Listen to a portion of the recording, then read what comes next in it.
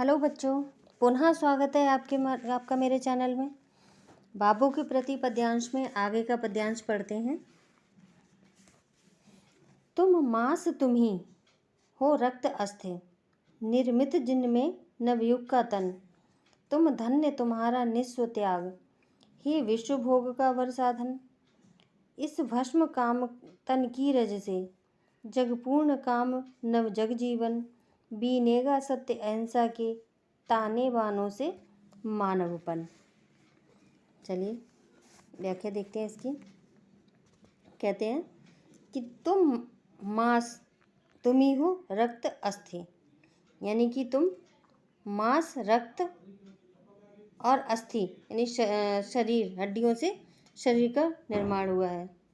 ये कहते हैं कि जैसे कभी कहना चाहता है कि जैसे एक शरीर है, उसका निर्माण किन चीज़ों से होता है? मांस, रक्त और अस्थि, इन चीज़ों को मिलाकर ही एक शरीर बनता है। तो वैसे कह रहे हैं कि जिस प्रकार से मांस, रक्त और हड्डियों से शरीर का निर्माण होता है, उसी प्रकार तुम्हारे आदर्शों से नवयुग का निर्माण होगा। यानी कि उस नवयुग रूपी शरीर के लिए तुम मांस हो, तुम ही रक्त हो और तुम ही अस्थि हो। तुम्हारे सदादर्शों से ही नवयुग का निर्माण होगा। निर्मित जिससे नवयुग तन का, यानी कि नवयुग रूपी जो शरीर है उससे निर्माण होगा। किससे होगा?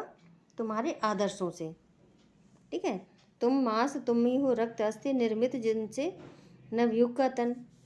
जिस प्रकार से मांस और रक्त हड्डियों से शरीर का निर्माण होता है, उसी प्रकार तुम्हारे सद आदर्शों से नवयुग का निर्माण होगा। तुम धन्य तुम्हारा निस्व त्याग। आगे कहते हैं कि तुम और तुम्हारा निस्वार्थ त्याग यानी कि स्वार्थ रहित त्याग भी धन्य है। हे विश्व भोग का वर साधन। और तुम्हारा जो निस्वार्थ भावना से किया गया त्याग है, वही मानव जाति के कल्याण का कारण बनेगा। इसका तात्पर्य यह है कि तुमने अपनी समस्त कामनाओं को त्याग कर भारत को स्वतंत्र बनाकर भारतवासियों को स्वतंत्रता प्रदान की है ना। इस भस्म काम तन की रज से, जग पूर्ण काम नव जग जीवन। ये नवीन जगत जो है, अब अपनी इच्छाओं और भावनाओं को भस्म करके उसकी धूलि से सत्य और अहिंसा के सिद्धांत को प्राप्त करेगा, है ना। अब जो संसार है, नवीन संसार है जो आपके आदर्शों से बना है, वह अपनी इच्छाओं को और भावनाओं को भस्म करके उसकी धूलि से यानी भस्म से सत्य और अहिंसा के सिद्धांत को प्राप्त करेगा। बीनेगा सत्य अहिंसा के, ताने बानों से मानवपन। आगे कह रहे हैं कि जिस प्रकार ताने बानों के योग से सुंदर वस्त्र बनकर तैयार हो जाते हैं, उसी प्रकार आपके द्वारा निर्धारित सत्य और अहिंसा रूपी ताने बानों से मानव जीवन सुखी और समृद्ध बन सकेगा। यानी कि मानवपन तब आएगा, मानवता तब आएगी जबकि आपके सत्य अहिंसा रूपी ताने बाने से जो वस्त्र पहनेगा इंसान, जो इनको ग्रहण करेगा, तो मानव का क्या होगा? उसमें मनुष्यता आएगी और मानव जीवन सुखी और समृद्ध बन सकेगा। चलिए व्याख्या एक बार फिर देखते हैं।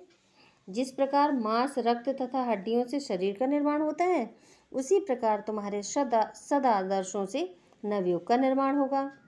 तुम और तुम्हारा स्वार्थ रहित त्याग जो है वो भी धन्य है। यानी कि महात्मा गांधी का त्याग कैसा था? स्वार्थ रहित था। तो वो स्वार्थ रहित त्याग धन्य है। तुम्हारा निस्वार्थ भावना से किया गया त्याग ही मानव जाति के कल्याण का कारण बनेगा। इसका तात्पर्य यह है कि तुमने अपनी समस्त इच्छाओं को त्याग कर भारत को स्वतंत्र कराकर भारतवासियों को स्वतंत्रता प्रदान की थी। और अब क्या होगा? अब ये नवीन जगत भी अपनी इच्छाओं और भावनाओं को भस्म करके उसकी धूलि से सत्य और अहिंसा के सिद्धांत को प्राप्त करेगा। जिस प्रकार ताने बानों के योग से सुंदर वस्त्र बनकर तैयार हो जाता है, उसी प्रकार से आपके द्वारा निर्धारित सत्य और अहिंसा रूपी जो ताने बाने हैं, उनसे क्या होगा? उनके अहिंसा रूपी ताने बानों से मानव जीवन सुखी और समृद्ध बनेगा। यानी कि मनुष्यता आएगी, मानवपन आएगा। चलिए काव्य सौंदर्य देखते हैं। काव्य सौंदर्य में भाषा संस्कृत निष्ठ खड़ी बोली है, अलंकार, उल्लेख, विरोधाभास, यमक, रूपक है। रस भक्ति, शब्द शक्ति, अभिधा एवं लक्षणा, गुण प्रसाद। इसमें भी कवि ने गांधी जी के आदर्शों को श्रेष्ठ मानकर उन्हें विश्व एकता में सहायक बताया है। आशा करती हूँ बच्चों आपको पद्यांश अच्छा लगा होगा, समझ में भी आया होगा। तो प्लीज़ आपसे एक ही आशा है मुझे कि आप हमारे चैनल को सब्सक्राइब करें, लाइक करें और ज़्यादा से ज़्यादा शेयर करें। Thank you.